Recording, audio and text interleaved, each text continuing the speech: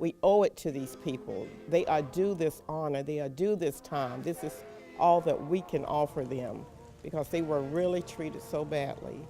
This is the only way that we can help now, is to just make sure they have a clean, respectable place to rest. With it being a cemetery, you would have thought that someone would have taken the responsibility to look after its upkeep and just not walk off and just leave it to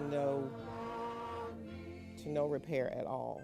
I think it's just a yearning for wanting to know and to learn more. And then you come to learn to respect that. You have to respect what's there. These people are due so much respect because they had so little, had to work with so little. It represents families. It represents taking care of someone that you don't know, reaching out, being there.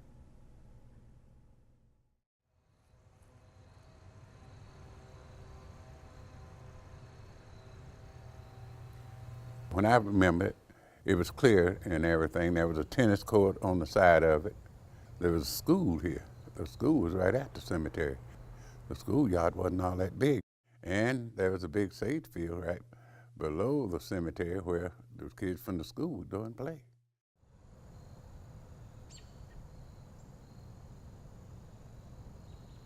This land was owned by William McDowell, who was a planter and a slave owner. William McDowell deeded this land over for a burial ground, and then he gave land to a former slave of his, George Avery.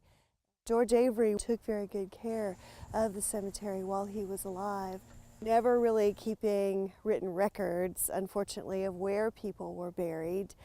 After he passed away, a lot of that memory was gone with him. There was a time in that cemetery, if you came to me, I could just about tell you where the person was buried. George Gibson helped to dig graves in the cemetery, and doing that when he was, 12 or 13. This was not a church cemetery, it was a public cemetery. So therefore, if there was a family that had no casket barriers to carry the body to the gravesite, then the embalmer undertaker would come and ask the principal, some of the larger boys, to help carry the body to their resting place, and I was chosen one of them. At that time, the graves here for the public was actually $7. $6 went to the McDowells and one went to the gravedigger. If they weren't able to pay for a grave, then the McDowell granted them a free grave. I have been in this community all my life. I'm the oldest daughter of George Gibson. He's the one that first started the project here of seeing the need to have the cemetery clean. A lot of times, I would come out as company, and you usually end up cleaning. My dad has that way about him. But for him, it was a deep need that he saw that something needed to be done. And I guess I just got that from him. It just became so special. I came out here with a pair of hedge clippers and a sling, not realizing the great task that I was getting into. During the 85 or 86, George Taylor, he came by and seen me working, and we started this together as a two-person cleanup, only to find that if we was off a week or two, you came back and what you had done had overgrown again. George was working by himself out here, and I retired in '88.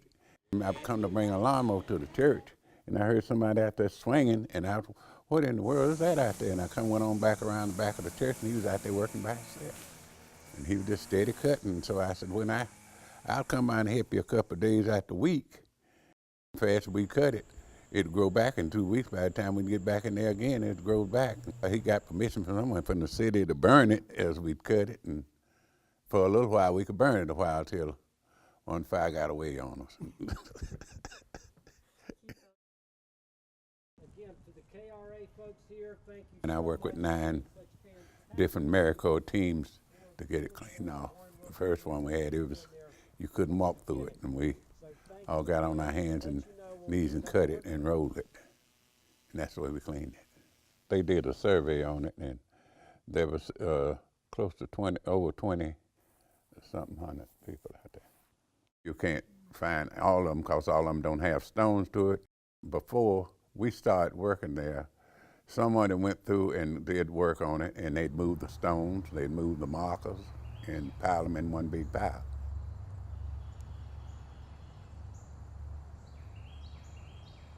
I have no family member buried there, but it has been a place of great memory. And we could walk through and read the different stones. I fought a good fight, kept the faith, eternal rest. All that gave me consolation, and it was good, what I call faithful people. And I have great memory of what they have taught me, how they have lived, and what they have meant to me to make my life a better life. I just wanted to see it as I once remembered it, as a place that we could hike through, read the stones.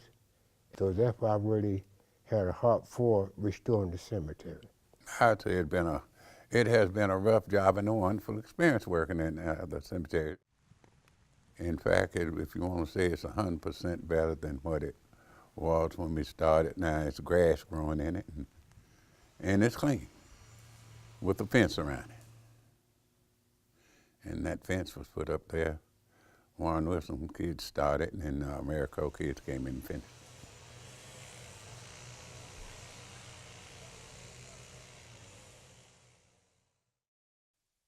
This place has a lot of significance, and it tells us about the covering up of a history of a people, of the African Americans in Western North Carolina, and also the uncovering of this history as well, because this place was grown over and hidden from sight for so long, and then was gradually recovered, rediscovered. It shows us the efforts of the dominant race, white people, to cover up the African American race and their culture, and also the efforts of the community when they come together to uncover the history of this cemetery.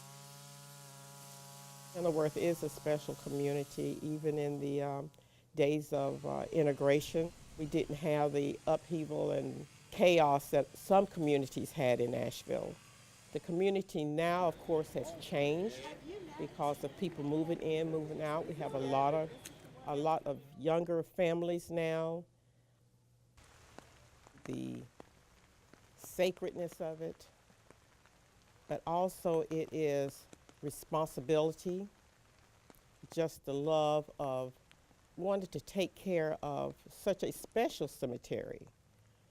We have some slaves, and we have some that were born in poverty, of course, and died in poverty, didn't have the opportunities or the chances that we have now in our sociological system. We go from one gamut of poverty and no success to some success to you have stones out there of people that were masons or people with jobs as engineers. And South Asheville where the blacks live, Kenilworth was where the white live, but you had no differences. If we went to our Kenilworth family, which was a white, if they was having dinner, we had dinner too. When they came to our community, if we was having dinner, they had dinner too. We all prayed together and do nothing but love. there is just an attachment to walking in a cemetery and looking at the stones and reading the dates and looking at the etched markings that they tried to make on the stones. You know, you just wonder, you know, what's the story of this family and, you know, what's happened here. It's such a special place. It is so peaceful. It's just been gratifying just to walk out, especially on a nice warm day. Just feel the breeze, and it just feel like it's just, these folks are saying thank you, I appreciate you, please celebrate us, don't forget us. It's just a wonderful feeling. Just something I just love. I still live in this area. I'm not going anywhere till somebody come and carry me off. I intend to do what God asked me to do, obey and trust Him, and leave here in peace, not forgetting any one moment of it.